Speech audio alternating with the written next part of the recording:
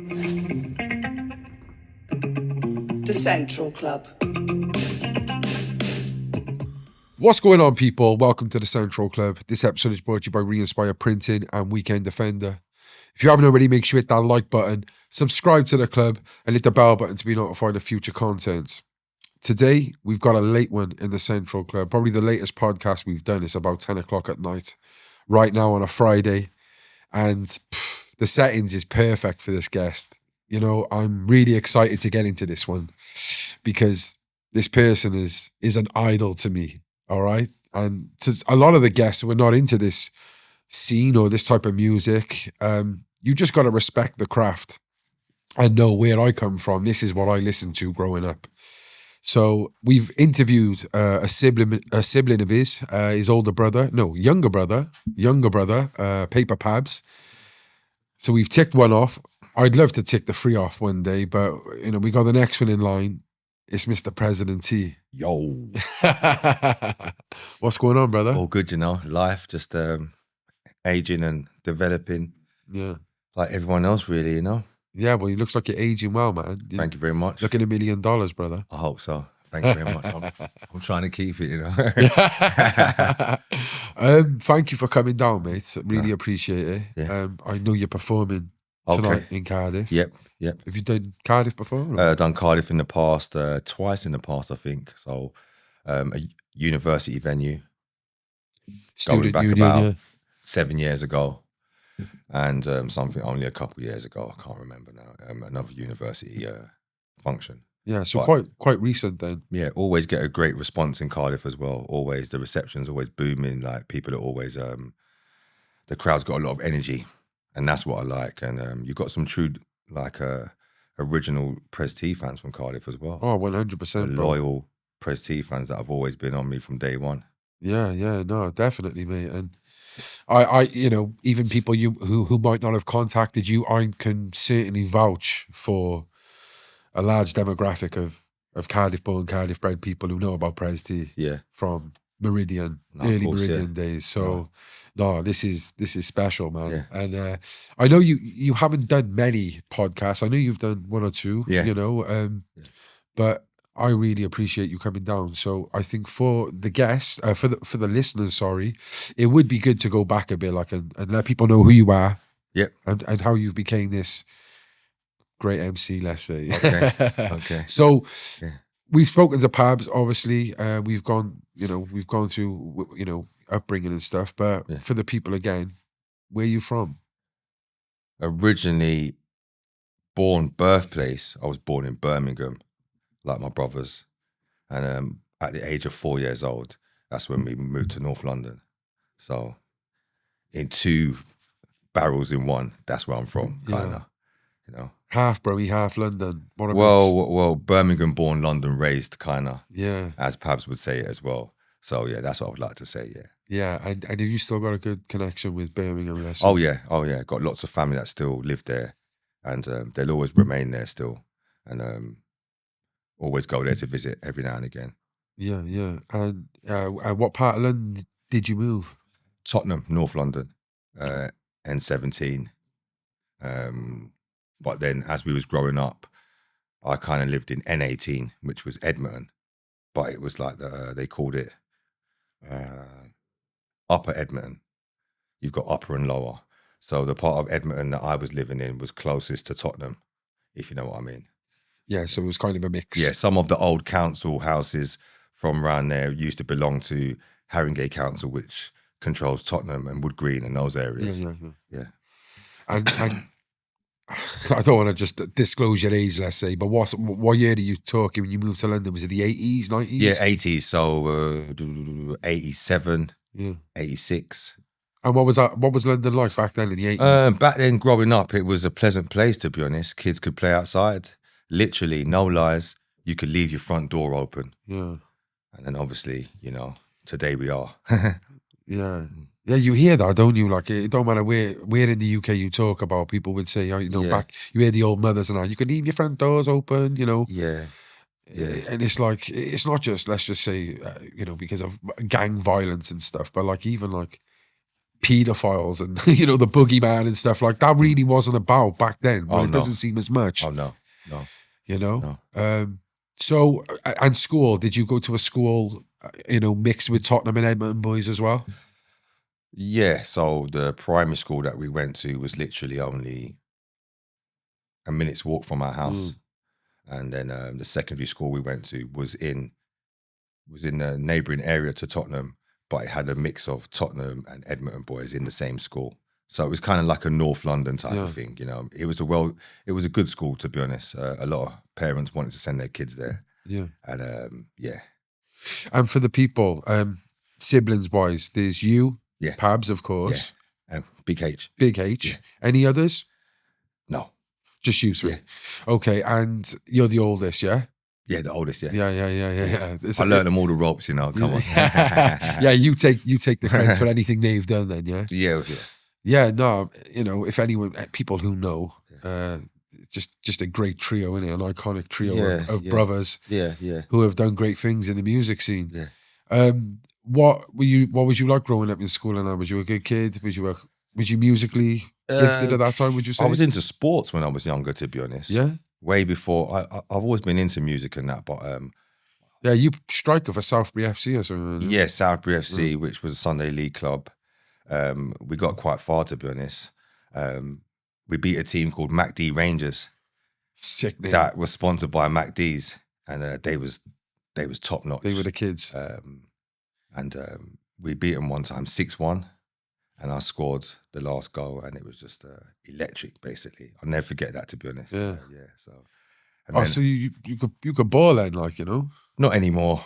I'll be honest, not anymore. You need a certain level of fitness to keep up to the top level. Of course. But I can take part in it and play games in that. But the actual transition from sports to music happened, I would say, about 14, 15, when I started taking music seriously after that. And probably an age that you would take a transition from having a game of football for fun to taking it as a professional, keeping fit and stuff anyway, innit? Yeah, no, of course, yeah, absolutely. Yeah, that's mad. So you a football fan in general? Yeah. Who'd you support? Villa. Is it Villa? Yeah. Do you know what? We got a club in Cardiff. I think they're called something, the Grasshoppers or something, but they're from Cardiff, but they support Villa. I know so many Villa fans. It's mad. Oh yeah. It's like a very massive, well, it's massive, isn't it? Yeah, massive club. A lot of spirit behind the Villa as well. And they're doing all right now, isn't they? Oh yeah. They've been doing all right for quite some time now. Yeah. And I just hope they keep it up, to be honest. Do you ever go to games or? Been to a few. Looking to get a season ticket for next year, to be honest. This year I kind of missed out on one, but yeah. And is it Villa because of the Birmingham roots, would you say? Or? Mainly. Also, back in the early 90s, they had a good squad. And I kind of took to their squad, if you know what I mean. And I thought that's the kind of team that I should throw my support behind, if you know what I mean. Yeah. So that was good enough. Yeah. Well, like one of your famous lyrics, which I mentioned earlier, was about the Man U, Villa and Spurs. Yeah. So we know the Spurs, Meridian. Yeah. We know Birmingham, Villa. Where does the Man U come into it? The time I spent in Manchester when I was younger, went up there to university, basically. Okay. To higher education. And basically one thing led to another up there, but I had a great experience in Manchester and I spent some years there, to be honest. Yeah. Yeah. I know a lot of people. Yeah. You seem like you're well travelled. Oh yeah. Man U, Villa and Spurs, all in one. Yeah. Well, I remember it was that iconic Grime, I think it was Grime Dead back in the day in the UNH. And it's like when Bloodline was first starting. Okay. And he's wearing the old Man United top with a black. Yeah. And he's like, man, I'm a glory hunter, man. I'm a fucking glory hunter. I was thinking, is that what you support, man? Because you're a glory hunter, is it? Or is there more to it? Yeah, but obviously there's more to it. Yeah, so we spent a bit of time in Manchester as well. And spending time in 3 parts of the country, the 3 main parts. The biggest cities, man. The 3 biggest cities can actually mentally shape you. Well, yeah. It can either go left or right, basically. Yeah. And fortunately for me, it went right. So yeah. Yeah. Well, you think of some people, well, boys you probably grew up with, they probably haven't left their area, their ends, Yeah, you know, and yeah. Like, you get to see a lot more, and you get to meet a lot of interesting yeah, characters when you. especially in Manchester. A lot of the people that I knew when I was living up there back in the early 2000s, rest in peace, are now not here. So it's quite it's like a whole generation of people have gone, whether that's through prison, death, or Yeah. Well, you speak a lot about Manchester oh yeah, in your lyrics. So was it quite a serious time up there? Did you do a lot of growing up there? Would you let's say? yeah. Yeah, Went up there for education uni, purposes, university, and then ended up, learning other you know, things. I would say now as a mature male, got involved in the wrong things, started mixing with the wrong crowds, and that led to other things. You know what I mean? Yeah. And at this time, how old was you? Sorry. So university. Around the age of 18, 19. So you, like you said, you was already in a transition in music and Yeah, stuff. yeah. Would you say Manchester was a place where you originated your love for music and start to make music? It was prior to me going up to Manchester. Okay, It okay. was through when I was I had a friend called Terry Collins Shout out to Terry, man. in school. Yeah, big up Terry Collins, and his brother Danny Collins was a DJ on a drum and bass station, pirate station in North London. Okay. And so every time I would go around to Terry's house and we would, play computer games and stuff, I would hear his brother's sets next door, and I was always interested. So one day I went into the room and then I grabbed a mic and I started spitting, you know what I mean? Mimicking what I heard off the radio, if you know what I mean. And then, one thing led to another and I just continued it. And then that's when I got involved in the drum and bass underground music scene. With what in London? Would you say at that time? Yeah. Yeah, in North London, yeah. So by the time I got to Okay. Manchester, I had already had the knowledge of how it goes and how to MC and how to, mic presence and all that. And where was it that you really, the name President T? Where, are you even allowed to disclose your real name to us? Was it Thomas? No, my real name's Anthony Harris. Yeah. Strong name, man. I like that. Yeah. So it's on Wikipedia anyway. So. Okay, so Pres T. Yeah. Give it. Where did is it Tony? President T. Tony? Yeah. So Tony short for Anthony, obviously, and I just wanted to give myself a name that stands out from the crowd. Basically, sounds extraordinary, if you know what I mean, compared to a typical MC name. So yeah, that's why I came up with the name President T. And what time in your career did this name evolve from? I would say probably from the transition from drum and bass to garage grime / that's when it. Did you have a name before that? Or was it just, we've all had a bad. Not really, no. Sorry, guys, it's not happening.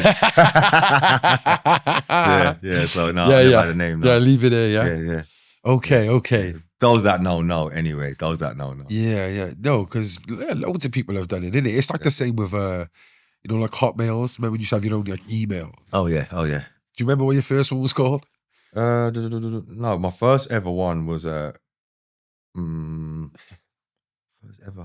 first ever email address was pres_t@hotmail.co.uk. So quite mature. Yeah. Yeah, like you hear some people, man. And then someone hacked it some years ago. I never got it back. Yeah, I've heard some mad MSN Hotmails or emails, Tupac for life or Liverpool FC or whatever. So, it's the same similar with MC names, I can imagine. So many people probably regret their first name. Me and Pabs had a song called Stoke City FC and it had nothing to do with Stoke City. Do you know what I mean? Yeah. What? No hook. Like the bars were nothing to do. The hook was Stoke. The hook was nothing to do with Stoke at all. We just called it Stoke City FC for track listing purposes. Okay. And the only reason why I probably called it Stoke is because I remember, the Stoke fans in football being quite a A naughty rough 40, bunch. yeah, Yeah. yeah. So it was. I've had a one of few those ones. hooligans on here, man, and yeah, Stoke. Mhm. It's a mad little town. I was the city, I suppose, in Stoke-on-Trent, but it's like in the middle of nowhere, isn't it? Yeah. So Yeah. they breed some tough people, like. Yeah. What when you came back to London, then was that when you really like took off as an artist? Would you say, or you learned your craft in Well, yeah. Manchester? Then obviously the Meridian crew was formed. We're all kind of live in the same area, so we started making music and putting dub plates out there as well. Yeah. 10-inch, 7-inch, no, 7-inch, I think, dub plates, and yeah. Well, one of the most iconic Sidewinder sets is the Meridian Sidewinder set. Oh yeah. Would you say that's early into your start off as a group, or was that coming towards the end, or I would say that was probably middle ground. middle ground? Yeah. Yeah. We was well established by then, the Meridian crew, because there was only like I would say a handful of grime crews in London at that time, well, in Britain at that time, that were top tier. If everybody's truthful about it, I'm not saying that the other 50 or the other 20 weren't to be reckoned with, but it's clear Meridian was one of them top tier in the country as far as grime crews. So yeah. Yeah, no, I have to agree with you. I think, like you said, there's a lot of iconic grime crews out there. Even garage crews that kind of transcended into grime crews. Yeah, But yeah. it was like Liverpool in the 2000s. You got Stephen Gerrard and probably Jamie Carragher, Yeah. and they're carrying the team of the Yeah. other 10. Yeah. But I do believe like Meridian were heavy hitters. Yeah. H, you, Mhm. Birdie, Yeah. even Pabs with Yeah. you're all strong people. Mhm. Millie, So Dan, like Meridian, the usuals, Rough Squad, Roll Deep, Nasty Crew. Nasty Crew. One of the Smooth top M. for me was probably Nasty Crew, Yeah, because obviously you had Pay As You Go, then you had Heartless, and then off the back of that you had yeah. I mean? Yeah, no, definitely. Well, East London was where it was at the time, really, wasn't it? Grime. yeah. It was concentrated around East London. Yeah. So as a North London crew, was there any other crews up there at the time? I don't know. You had North Wheezy, and you had a lot of grime artists from North West London. But crew wise, was there SLK? Was there any others? Well, North West London, in all due respect to North West London, they had their own section, so we wouldn't class them as North London. Okay. They are North West London. Yeah. And I'm sure they would like to have their own little piece, if you know what I mean. Yeah. So they was doing their own thing anyway, which was massive. But as far as North London's concerned, you had Meridian Crew, you had Disturbed Man Them, which was, I'm not sure, another crew. You had Cold Blooded. Yeah, Cold Blooded. And a few other crews around North London that were, doing bits basically. Yeah. So obviously that is where we quickly, let's quickly talk about the practice hours, because that's something that probably one of the first things that I come across. Yeah. That was like, I remember listening to it and just thinking, who is this guy, man? Like H, I think H was spitting to rap on that as well. Yeah. And you come in with, it was like a grimy, it was like, was it a hip hop beat? You spat to? I don't even know, mate. It was a hard beat. It was grime. Yeah, but it was like slower tempo. Yeah, it was. They were grime lyrics, definitely. Like, do you know what I mean? But was that something you'd say that took off for you as well? Like, because that's the massive number, surely. That. Oh, practice hours, yeah, because I believe that was in the DVD era, where you had Lord of the Decks, Lord of the Mic / and then you had practice hours. Big up Troy, A+, the guy that actually set that up, and that's all you had to look forward to really as an upcoming artist back then. Was either one of the major DVDs Risky Road that was going to showcase you on the screen. So for people to sit at home who are into that sort of music to recognize you and think, oh yeah, that's sick. Now I can put a face to it. So yeah, practice hours was massive basically. Yeah. And for example, let's just say Channel U, for example, which I don't think I ever saw you on it. Was that something you didn't want to go on at the time, or was? I was on it. I had a couple of videos on there. Okay. On the wing. Later on. Then. Oh yeah, later on. The early channel. AKA, like when it changed. Yeah, to when it AKA. changed to AKA. But it was just one of those ones where I just think you had to send it to them, or Yeah. some people had to pay and all that. I was like, no. It was popping off the scene at that time, though. There was so many artists. Oh yeah. and We was some able good to music. showcase it, you know what I mean? Yeah. So yeah, brilliant, you know. So no one had to look for it. It was in your face basically. So yeah. And just for the people as well, like, because I named some people, but I didn't even name two of the most well known as well. Can you name the members of the full pack, let's say, of Meridian crew at their strongest? At their strongest, Meridian crew would have myself, President T, Paper Pabs, Big H, Bossman Birdie, Meridian Dan, Skepta, and JME. Wow. That is it.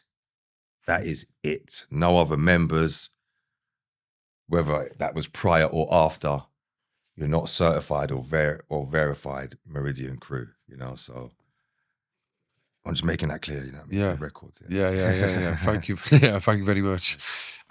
Yeah, wow. Epic. And you've all, in your own ways, gone off to do, well, the majority of you have gone off to do greatness and Yeah. and go in your own ways and been so influential to what is now. To continue influencing, basically, living my own life, basically. So kind of, a lot of people would say fruits of my labor. So I've done all that, sprayed all those bars, made all those wonderful songs for people to sit back and enjoy. It's my turn to relax, as such, if you know what I mean. Yeah. Um, Don't seem like you're doing that, though. It seems like you're still out. Still active, bits and pieces. And you're not making music. Not currently, no. I have done, and I've got music parked up there that is unreleased. So I'm just going to drop it as and when I feel like. Rather than pressure of... Yeah, it's like, you know, I've got to kind of give myself a reason. It has to kind of make sense for me to drop something, or, you know what I mean? I might drop something for free in the future. But my perspective has changed on the whole music itself, if you know what I mean. I'm not in a rush now to release stuff or to put stuff out. I have to be ready, if you know what I mean. Yeah. So Meridian crew, as a stable, let's say, iconic, heavy hitters in the game. What happened to the people who don't know? Right, Meridian crew split into two entities. Bloodline and Boy Better Know. Prior to the split, it was emerging into BBK anyway. The phrase "Boy Better Know" Was that H's? Well, H came up with the phrase, and he was using it quite frequently. Jamie was using it as well. The whole crew was saying it in their bars and lyrics. So "Boy Better Know," it was kind of a, you know what I mean? It was a phrase. It was a saying that we was all saying. So, and then obviously when we split into two halves, we ran with the Bloodline side of it because we're all blood related. Yeah. The ones that went over to Bloodline, and Skepta and JME went over to BBK, which is now, you know what I mean? So yeah, there was no animosity, but there was no negative split at all. It was just we went separate ways. There was an incident that took place on the estate. You know what I mean? Yeah, and for people who haven't seen the documentary, it's on YouTube. Yeah. Was that like a big BBC thing? Was it Murder Blues? I think Murder so. Yeah. Blues, yeah. Murder Blues. It was a documentary that took place with the incident and the Trident Police as well. Could you just like give a little, just in a nutshell, what happened? Well, basically, an incident took place on the day on the Meridian estate, which is on Murder Blues. So it's on YouTube to see. It's been published, where one male reversed a vehicle accidentally into another resident who lives on the estate's car. The resident wasn't too happy about that, and the way he reacted was in a negative way and threatened the male. Obviously, the male reacted. One thing led to another, and person turned up with a sawn-off shotgun and took an aim at the guy's head, basically. Bang. Well, That's the most blatant way I can say it. We was all there on the estate, and we all got taken in for questioning because we witnessed it. Every last one of us. Wow. And just to say, on the documentary, you got arrested and that as well. Yes, I did, yeah. The way they perceived you it was as if you was a drug dealer and shit. Okay. So was you shouting back then? I was involved in activities that were... I just remember watching it, laughing, thinking, I bet Yeah. you was killing it. No, I was involved in activities to get by, basically. Yeah. And, but yeah, they was just arresting guys for the sake of trying to squeeze the answer out of someone of what really happened, basically. Yeah, and the people who, like the team, who, they look like I don't want to say a bunch of wankers, but they look like serious, they just horrible bastards, like the coppers. Oh yeah. They was just arrest now, ask questions later type of thing. Yeah. You know.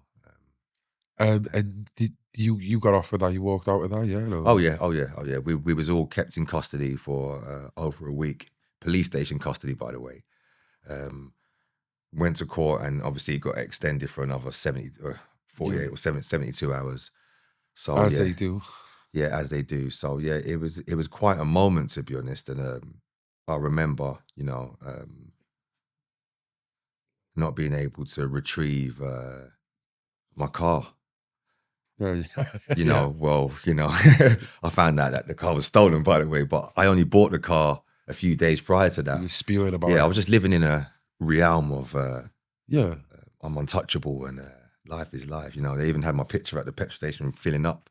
So yeah, interesting documentary if anyone wants to go and see it. Murder Blues, watch it. And is that the thing that Birdie got charged with as well? Because he got lyrics about attempted charge. Is that the same thing? Yeah, he got charged with that. I think he done some time for that. Obviously, he was innocent still to this day. Yeah. But yeah. Yeah. Was Meridian, was that like a standard procedure on the estate back then days? Shit like that happening? We were infamous, basically, for that type of stuff. We was a crew / gang, if you want to call it, because we was operating, I would say, taking part in gang activities. Yeah. When I look back now.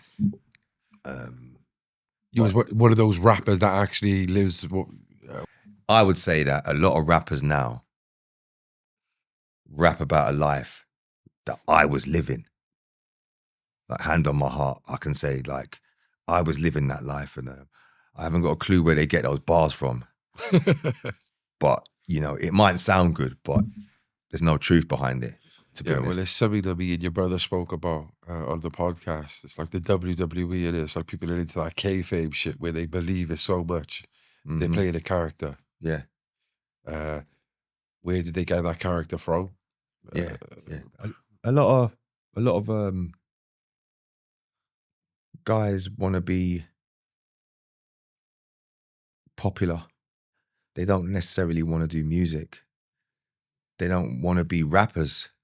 Some of them don't even want to stand on stage and perform in front of a crowd. Yeah. They get shy and embarrassed, but they will see themselves, they put themselves through all that, stress, whatever you call it, just to be popular. Yeah. And just to get a bit of clout or street cred, you know what I mean? Yeah, no, I hear you. There's a lot of rappers out there now that are rapping, but, there's no substance. So then I have to question myself, why are they doing this? Why? What, is it for money? Is it for the money? Is it for the girls? Is it for the popularity? Yeah. It sounds, well, I know this because I've followed you for a long time, but you clearly, it's for the love of the game, innit? Yeah, well, basically, it did start off like that. And then it was then it turned into, like, I kind of wanted to practice my art form.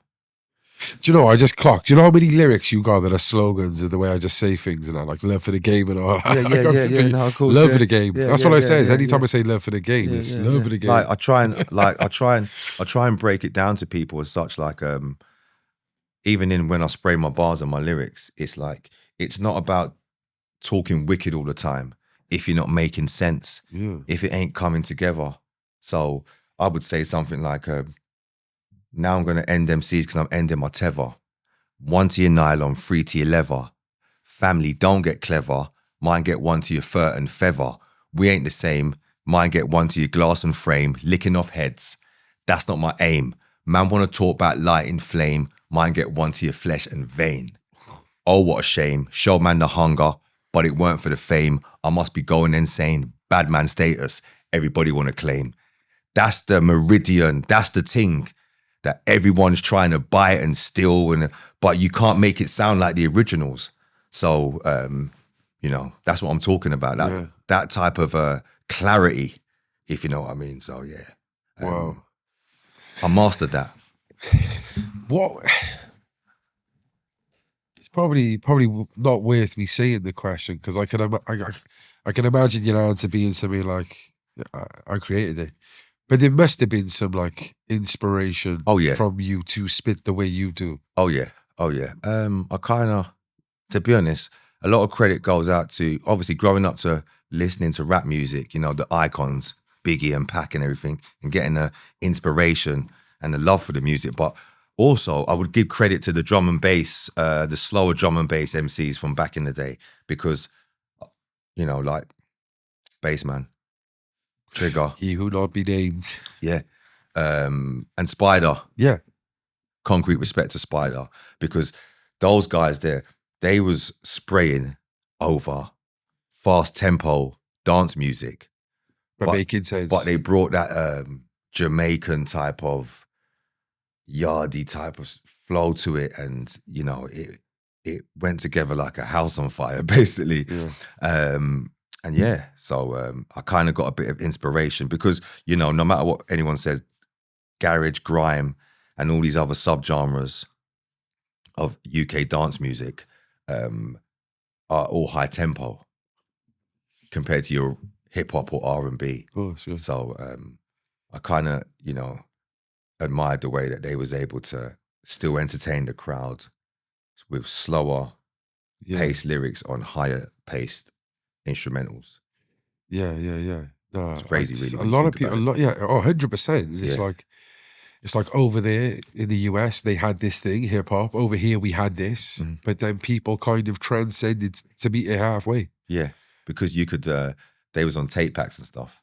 So you could take the rave home with you and then listen to the rave again, bring the memory back with you, put it in the tape back whenever you want, if you know what I mean. Yeah. So.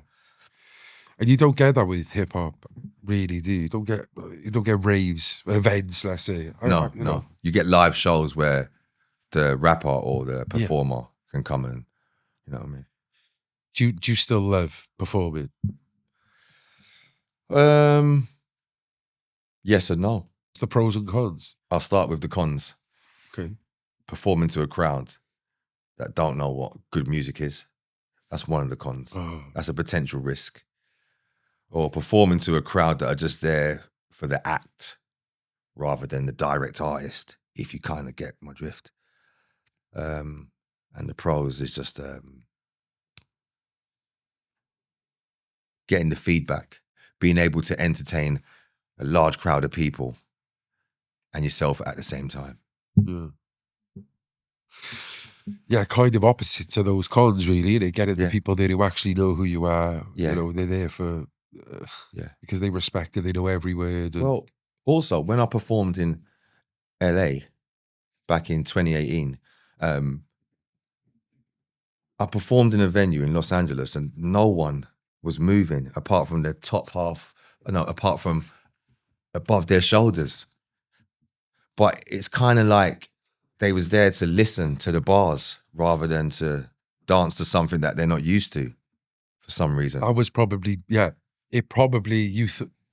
like a weird catch-22 of like, why ain't you fucking moving? But also, actually, I can see you're taking it in. Yeah. You're not just waving around like a fucking idiot. You're not listening to what I'm saying. Yeah. Yeah. Yeah, that's mad. What was you out there for? Being Wales' biggest podcast means only one thing. We need to be sponsored by Wales' biggest clothing brand, Weekend Defender. They've been in the game for well over a decade now, and they still hold weight within the casual scene. If you want a deal on the hottest seasonal drops, then hit the discount code below at Stay Central.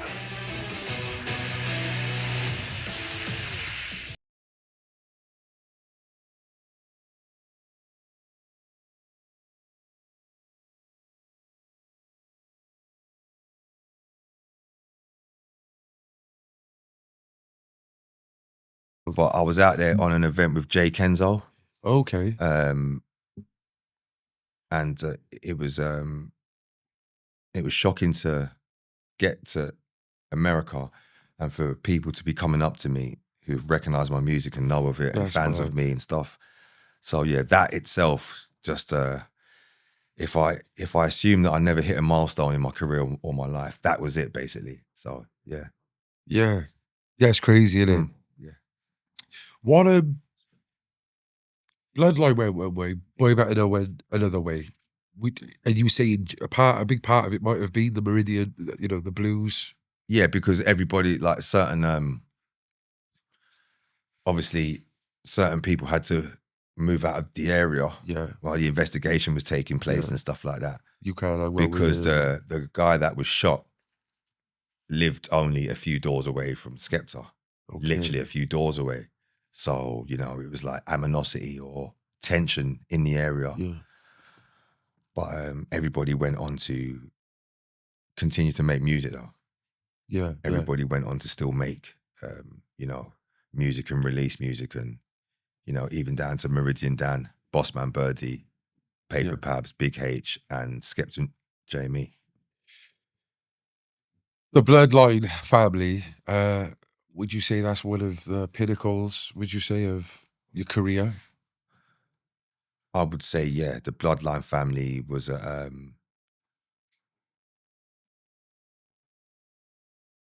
we had a good run, basically, a good run. And I would say that we brought grime to the masses or made sure grime stayed within the crowds of people that weren't really interested in grime or that sort of high-paced music. At that time as because well. they knew that we were real guys and we were street guys at the same time, they gave us the time and the day to listen to it. You know what I mean? So yeah, to be honest. Yeah. Like, I feel like Premature ended. Oh yeah. Yeah. What happened, bro? Everybody goes on to, you know, enjoy the fruits of their labor basically. And sometimes, you know, you just want a life where you just want to be a normal guy from not being able to go shopping with your family or. So were you talking about an individual?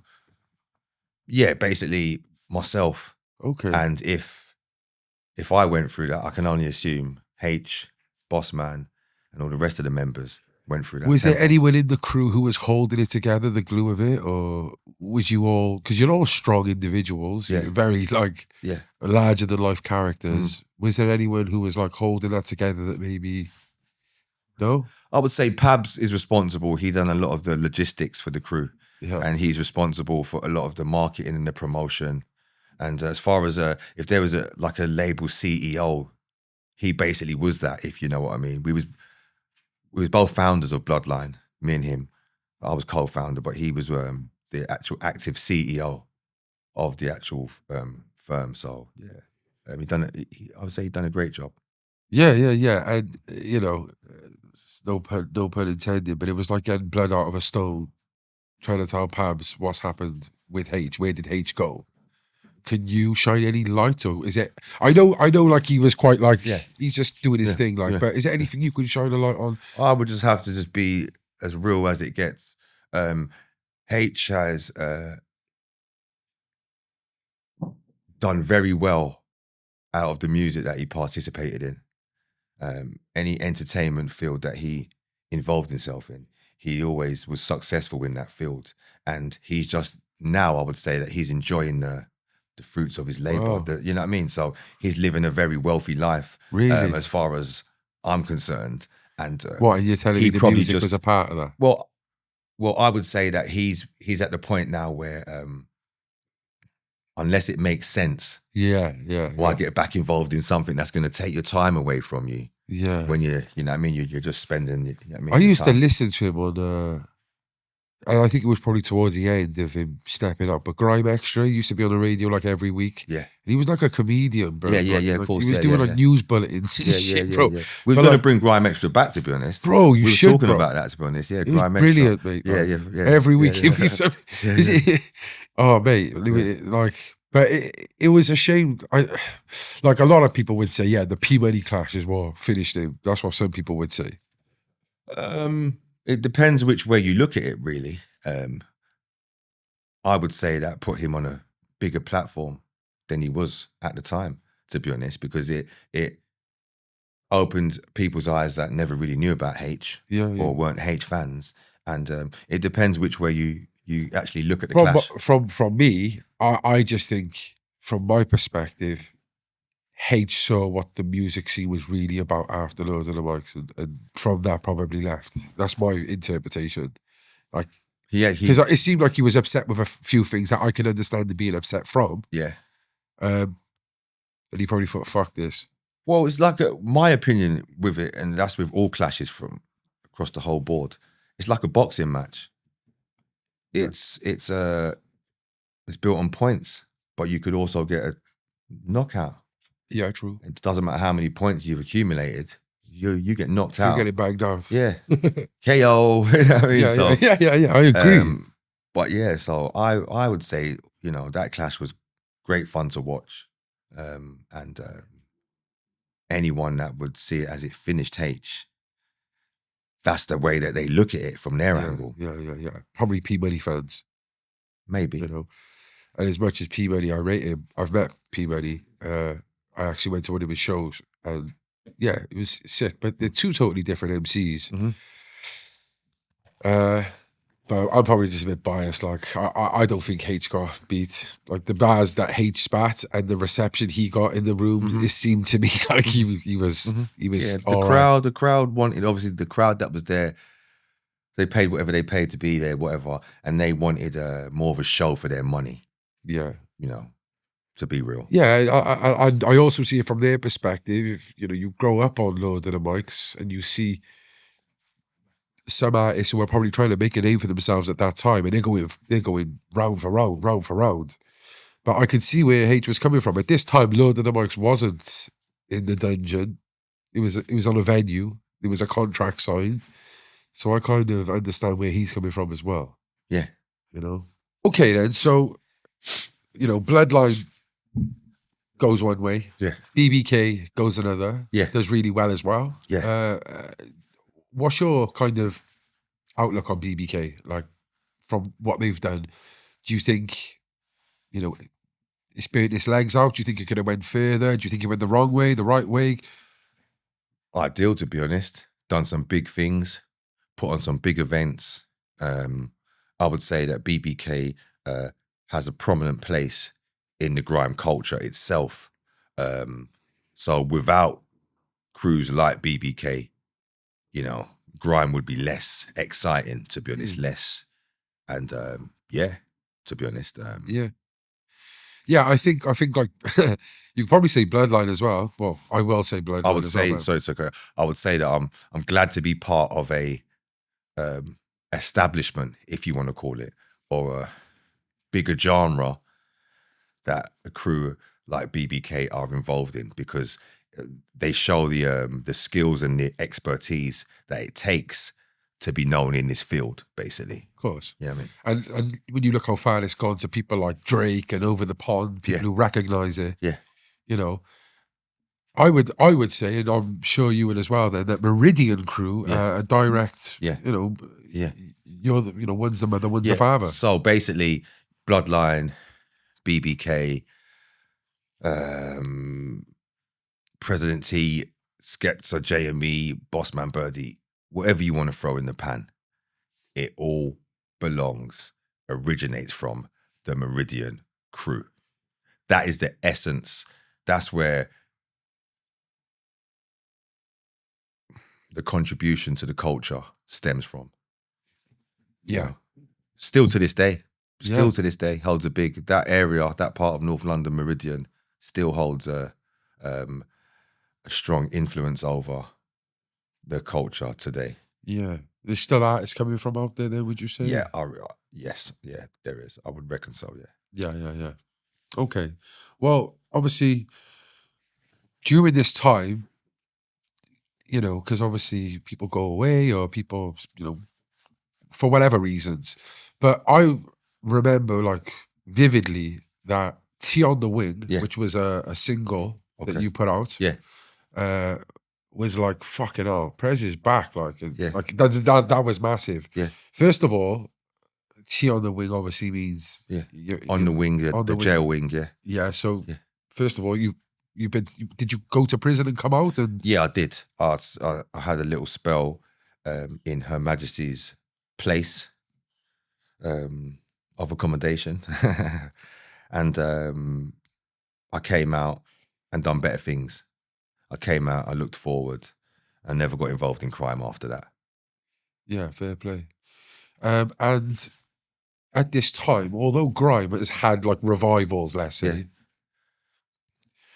you went through a stage of a lot of you was consistent for time. Yeah. Was it hard during that time to stay on the right track and be able to produce music for a living, let's say, as well as for fun? I would say at that time, there weren't a lot of interest in it as far as the majors were concerned. So the mainstream. So it weren't receiving a lot of mainstream publicity. Yeah. So it was kind of hard to keep up an activity, was not really gaining a lot of interest. But saying that, I still kept up with it. Yeah. Because I enjoyed the art form, not the popularity as much or nothing like that, or the fame.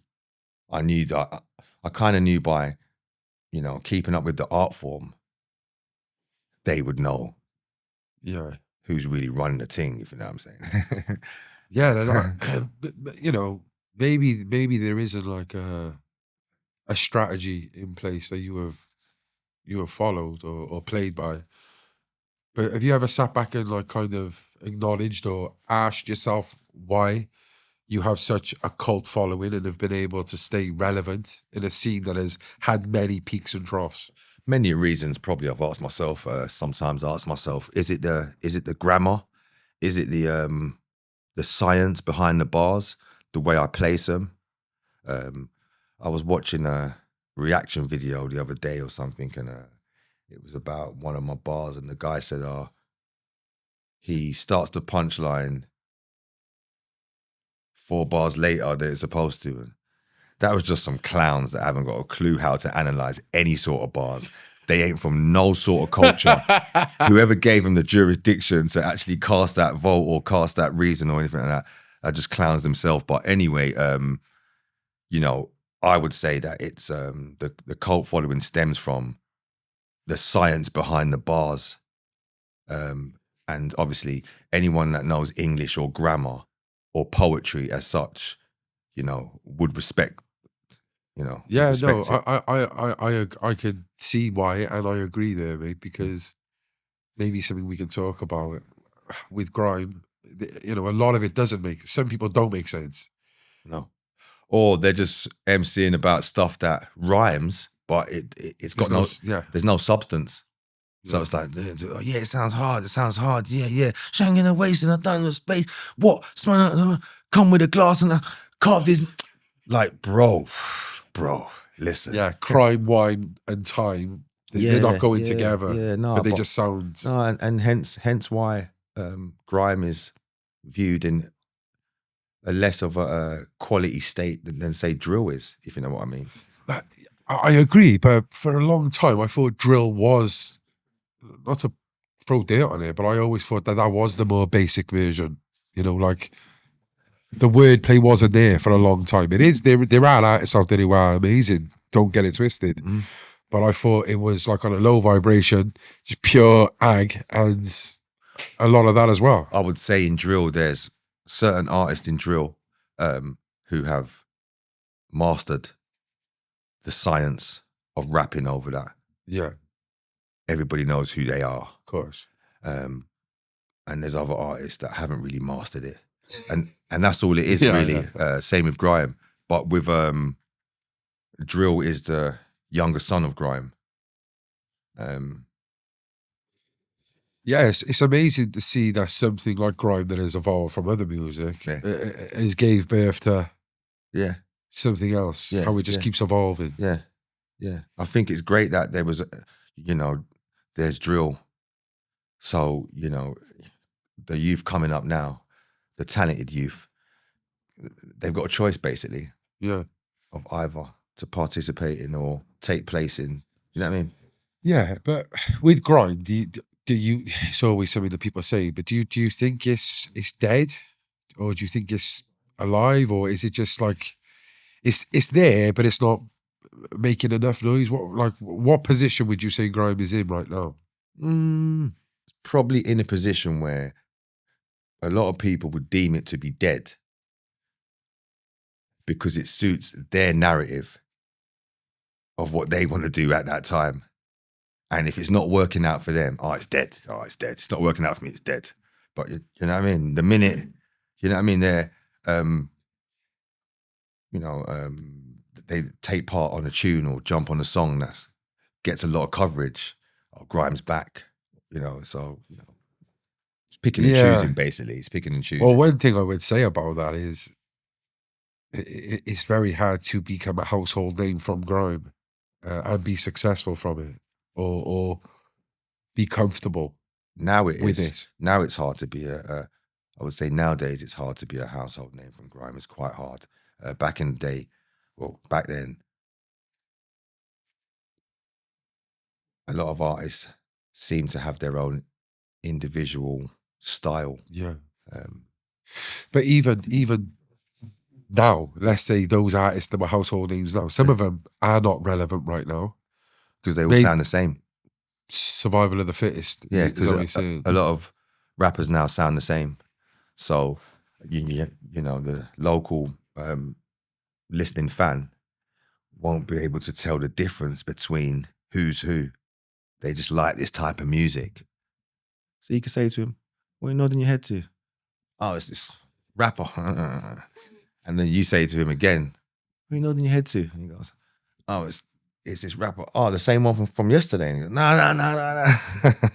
Do you know what I mean? It's the same old thing, but it's what the new generation go for now, isn't it? You know what I mean? It's a different type of sound, a different type of vibration, to be honest. Yeah. Have you ever come across any artist that you thought, fucking hell, he's biting me right there, like he's trying to sound a bit too much like me? There's many of MCs out there now, a handful, probably more than a handful, that are currently biting the President T or trying to bite the President T style right now, 2024, and they know who they are. But to me, I laugh at it really because you have to be able to, you know what I mean, keep it up. There's not a part where you think like, I respect that, or is it more of like... It's corny really. It's corny. It's corny. Okay. It's corny. It makes you feel uncomfortable or cringy? No, it just makes me feel like, yo, go get your own style, bro. You know what I mean? I built that over these years, crafted it. You know what I mean? So basically, it's never going to work out for them because they're not being original to themselves. You know what I mean? You can only go so far in this music game being fake or,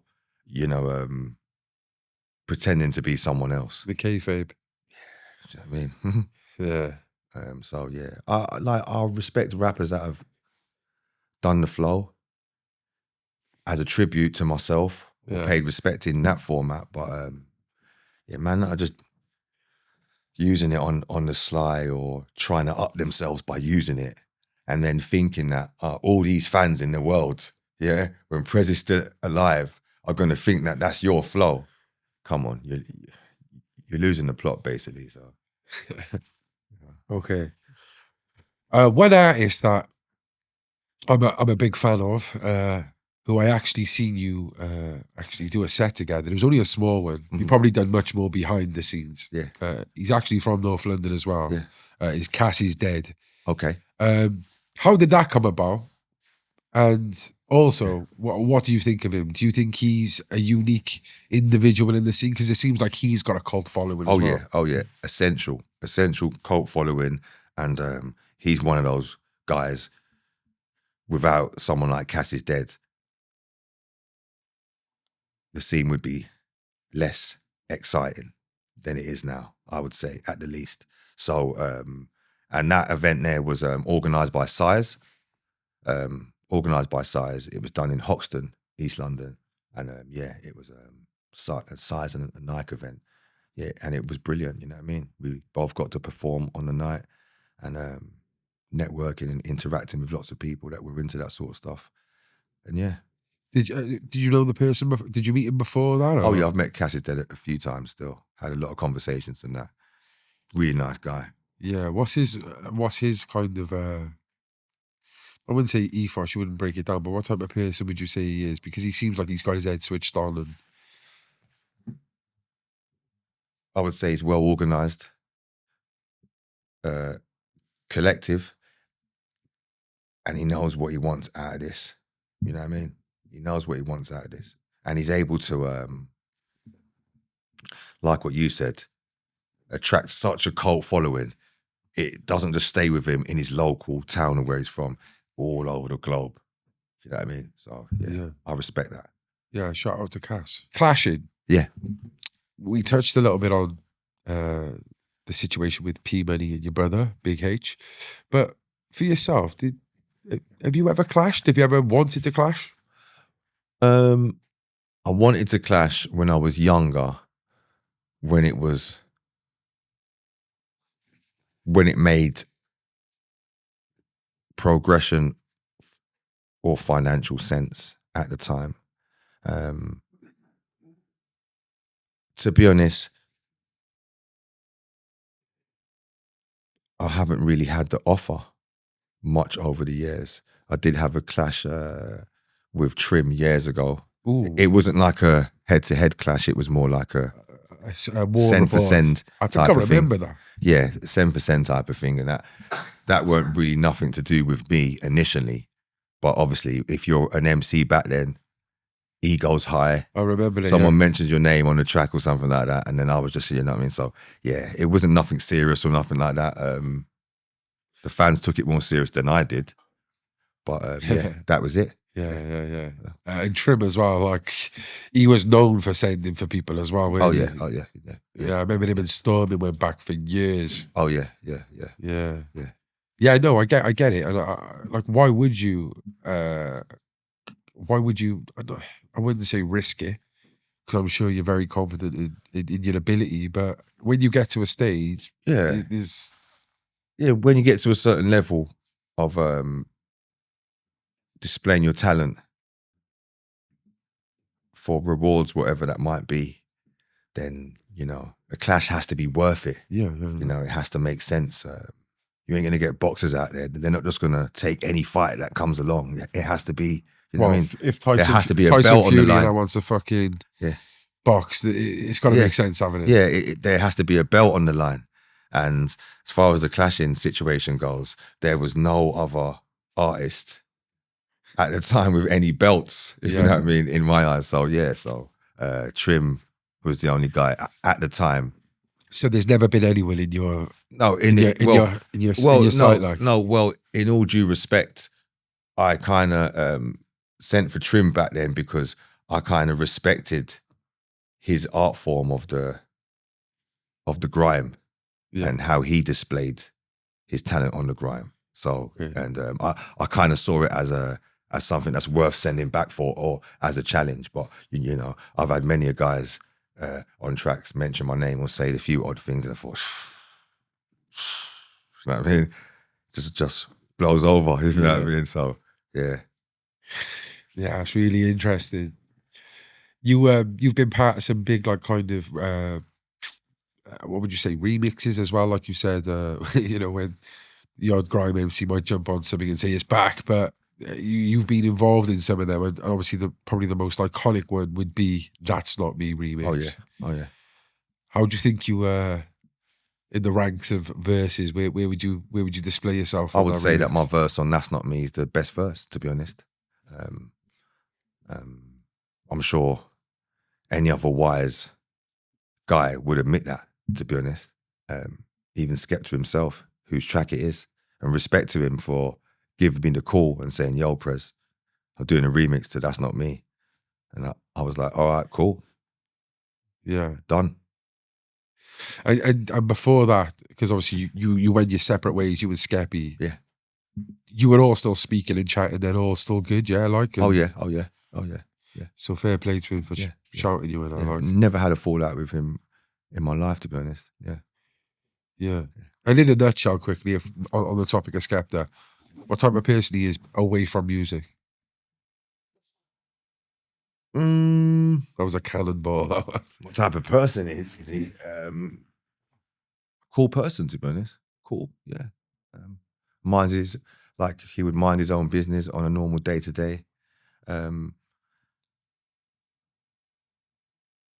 Friendly. And all the other positive things. Who did you prefer out of the brothers? Jamie or who? I won't say prefer. Who did you get on with more? Well, I used to roll with Skepta more time. You know, me and Skepta used to go Manchester and stuff like that and go out together and that. You know, me and Jamie are safe as well. Yeah, got to made a banging as well. Get along with Jamie fine. I get along with Jamie fine. Yeah, mad. Okay then, well, I wanted to mention on the clashing as well at the moment. Let's talk about a bit of grime right now. Yeah. I don't know if you watch any of it, but I think Scorch is back on the scene. Okay. And he's been going back and forth with Little Nasty. Have you seen it? Wait, did I see that? I think I see something like that on the internet, a few reels that I was scrolling past or something, like a little clashing something. Yeah. Oh, did you? Is that sending nice to for see? each other or something? Yeah. For each other, yeah. Is that nice to see, or you know, from a grime? If they feel like that is the best way of displaying their talent to gain back progression within this culture, then good luck to you. And I hope they go as far in it as possible. Yeah. That's my answer to it, to be honest. In this day and age, at everyone's age that they might be now, if you feel like that's going to help you or that's going to do something for you, then carry it on. So would you say it's probably, if it was in your perspective, that's not how you would go about it?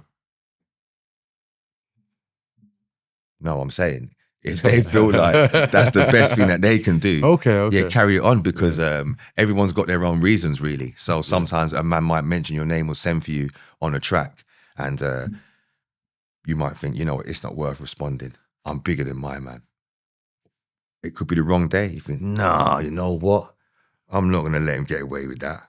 Simple. Yeah, you know what I mean? So I hear that. I don't know the ins and outs. Story behind the confrontation. Well, I know that them. I think there was shit, you know, like the wretch thing, the Scourger was, you know, the falling out that they had. You know, I think apparently Wretch slept with Scorcher's missus, very, very messy.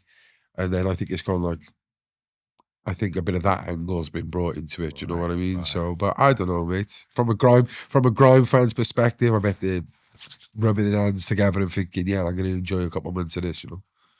Boy, see, when gal are involved, it goes messy. So that is an incentive to probably send back.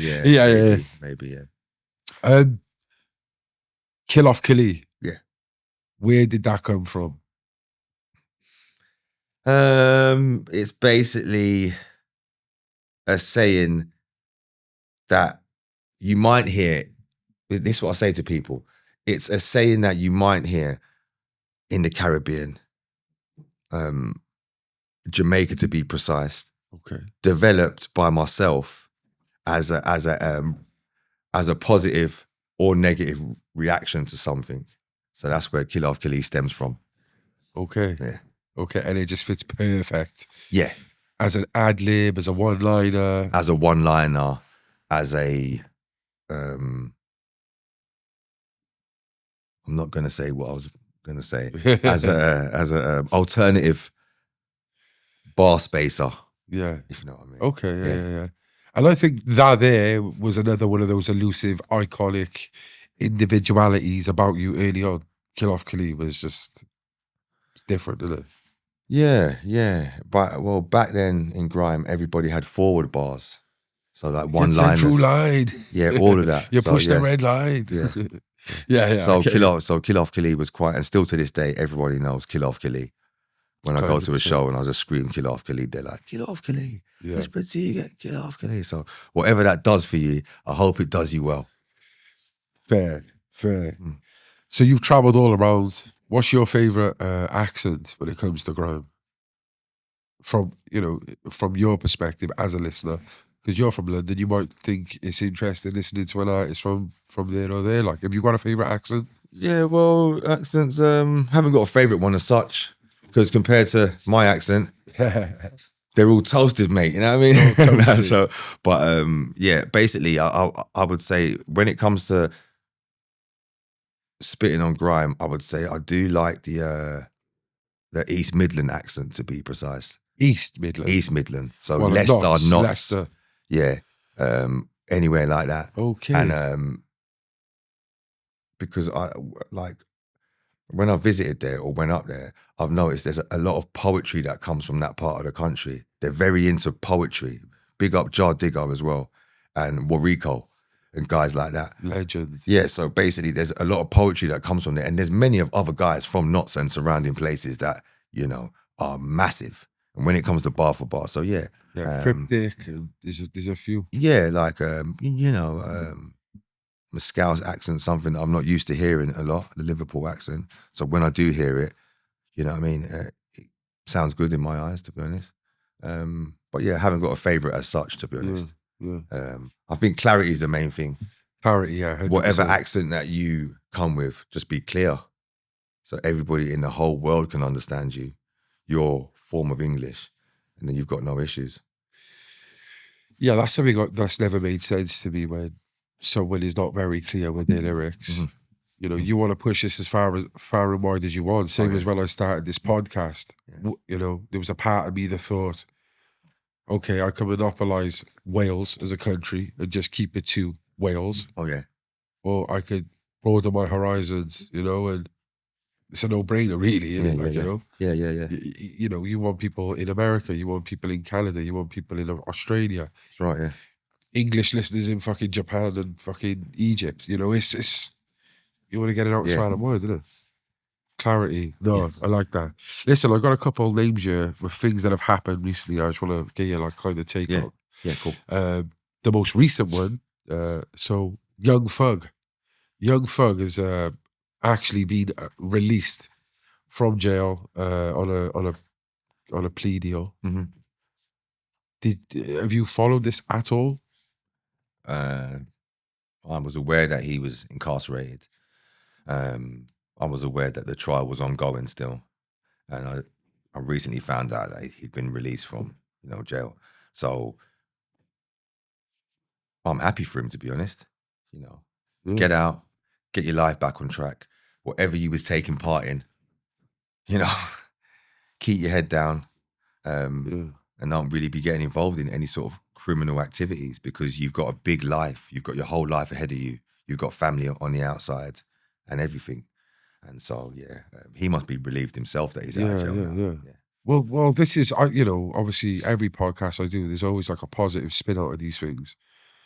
And we were just speaking outside about, a lot of people, they want to rap because they want to be successful, they want to make it. And, someone like Young Thug, who is stardom, in that kind of field, it must have been deeply rooted.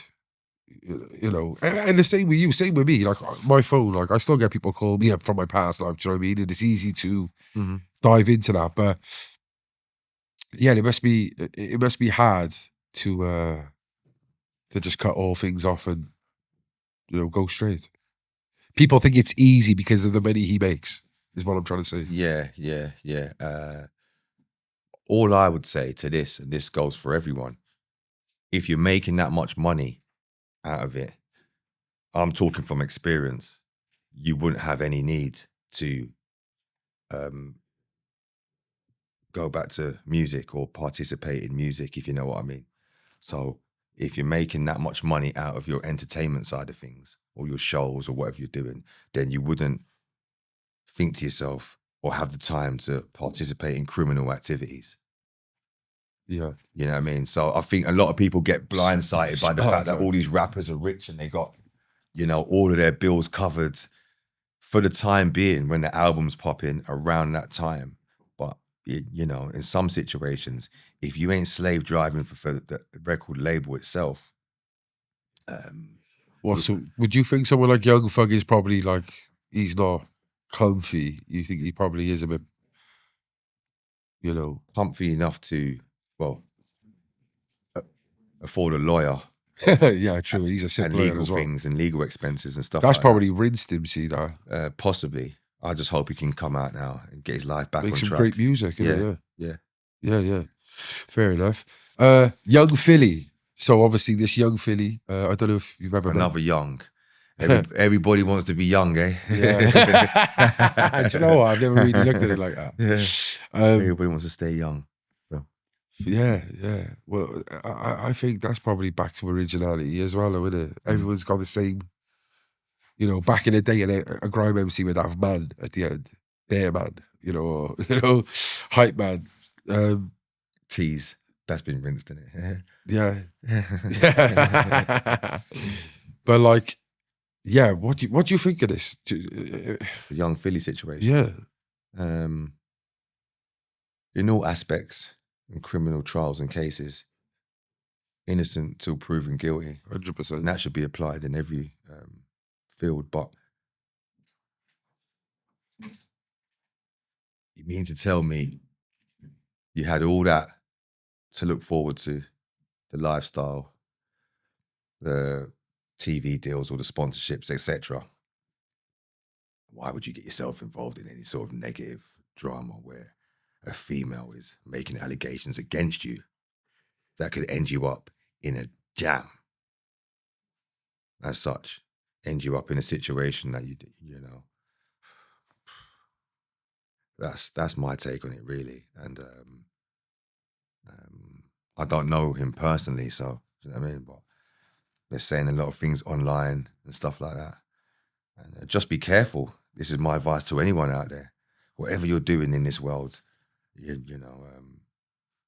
careful, man, because you slip and the whole world's going to have your name slandered. He was this, he was that. He's a bad person, blah, blah, blah. And you know what I mean?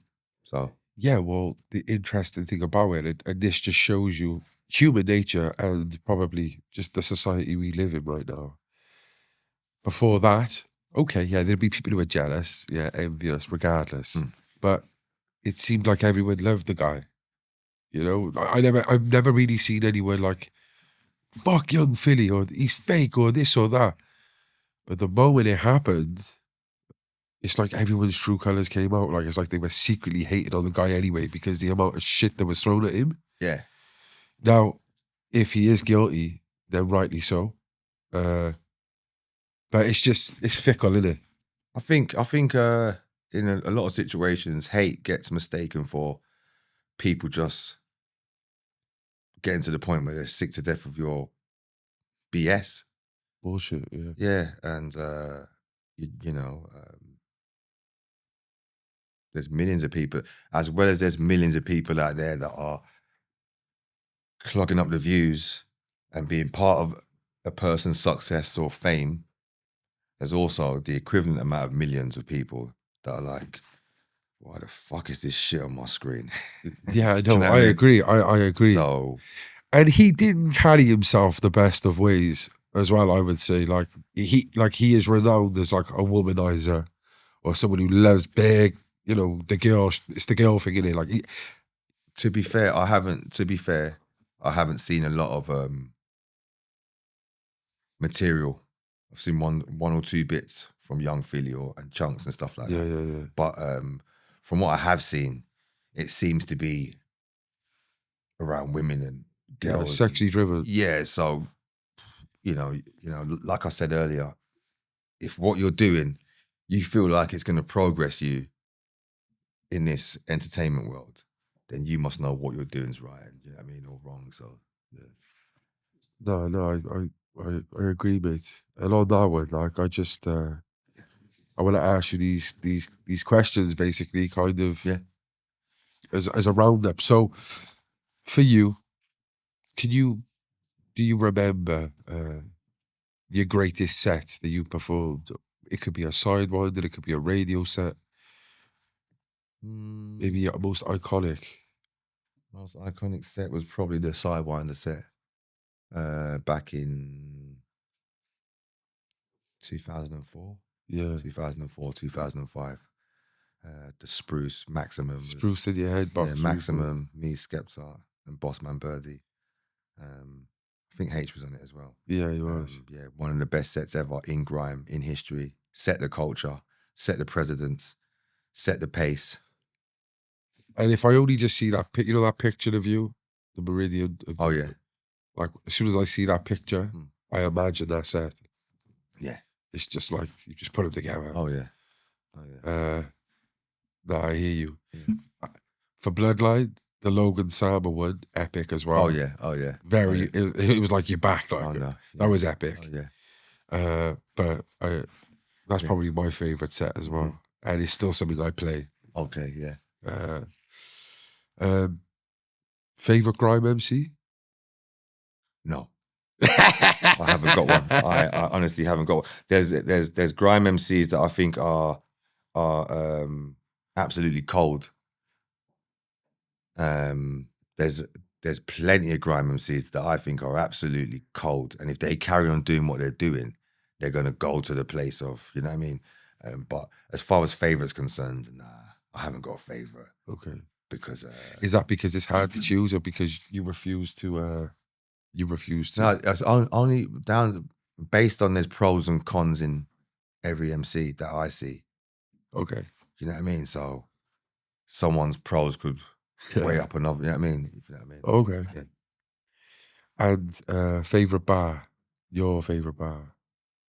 My favorite bar would be probably.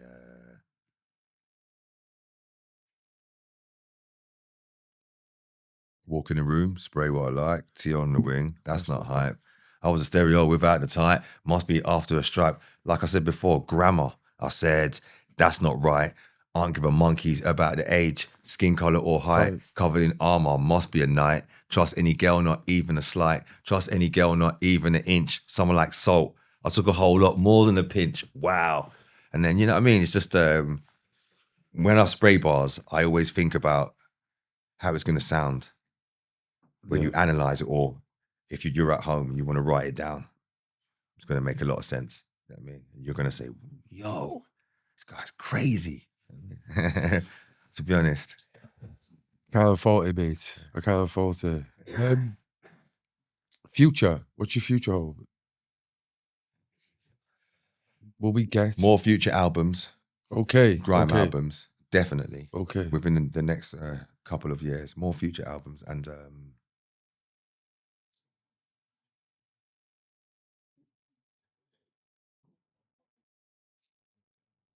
I had my eyes a few years ago on a foundation for the youth that want to take part in music development and creative studies and etc.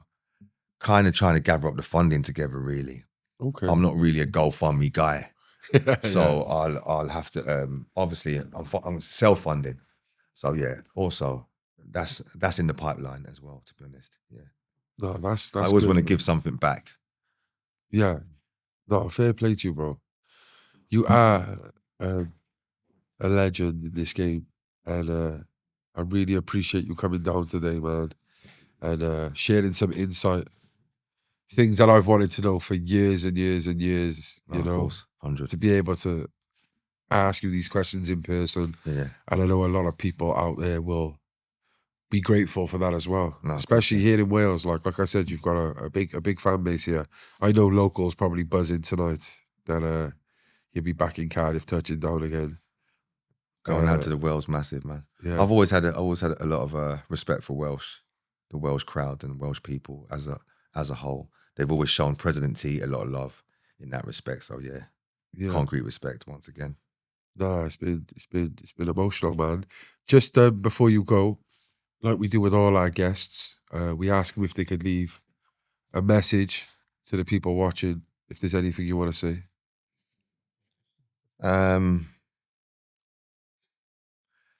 Keep your original style. Don't steal off no one. Don't rob off no one. Don't mislead no one.